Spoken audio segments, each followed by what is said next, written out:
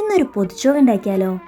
Kalamassery medical കോളേജിൽ ചോറുംപൊതി വിതരണം ചെയ്യുന്നുണ്ട്. വീടുകളിൽ നിന്നൊക്കെ കളക്ട് ചെയ്യാനായിട്ട് ഞങ്ങൾ പോവുകയാണ്. നിങ്ങൾ തരാൻ താല്പര്യമുണ്ടോ എന്ന് ചോദിച്ചുകൊണ്ട് ക്ലബ്ബിലെ പിള്ളേർ വന്നേ. നമ്മളൊന്നും നോക്കില്ല, തരാമെന്ന് പറഞ്ഞു. ശരിക്കും പറഞ്ഞിട്ടുണ്ടെങ്കിൽ 2 മാസം മുമ്പ് നമ്മൾ കളമശ്ശേരി ഹോസ്പിറ്റലിൽ നിന്ന് ഈ ചോറുംപൊതി മേടിച്ച് കഴിച്ചിട്ടുണ്ട്.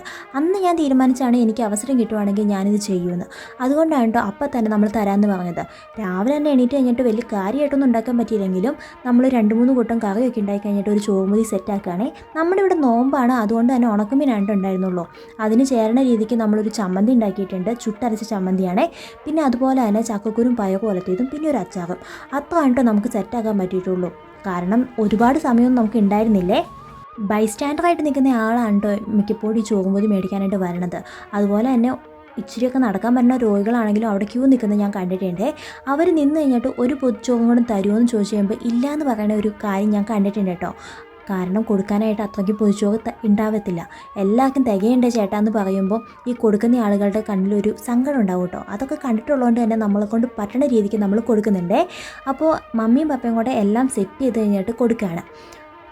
10 മണി ആയപ്പോഴേക്കും അവർ ചോറുംപൊതിയൊക്കെ കളക്ട് ചെയ്തുകൊണ്ട് പോയിട്ടുണ്ട്. ഒരു 12:30 ആകുമ്പോഴേക്കും അവിടെ ചോറുംപൊതി വിതരണം ചെയ്ത് തുടങ്ങണം. 11 മണിയാകുമ്പോഴേക്കും അവിടെ ക്യൂ നിന്ന് തുടങ്ങും കേട്ടോ. വലിയ ക്യൂ ആയിരിക്കും. നേരത്തെ നിന്നില്ലെങ്കിൽ നമുക്ക് പെട്ടെന്നൊന്നും ചോറ് കിട്ടത്തില്ല. ഇതാണ് കേട്ടോ ഞാൻ അവിടെ നിന്ന് മേടിച്ച ആ ഒരു വീഡിയോ. എനിക്കന്ന് അവിടെ നിന്ന് ചോറുംപൊതി കിട്ടിയിട്ടുണ്ടായിരുന്നു. അതുകൊണ്ടാണ് ഞാൻ ഈ ഒരു ചോറുംപൊതി ഉണ്ടാക്കാനായിട്ട് താല്പര്യം കാണിച്ചേ. അപ്പോൾ നിങ്ങൾക്കിതൊരു അവസരം കിട്ടുവാണെങ്കിൽ നിങ്ങൾ കൊടുക്കാനായിട്ട് ശ്രമിക്കുക കേട്ടോ. കാരണം ഇത് ഭയങ്കര നല്ല കാര്യമാണ്.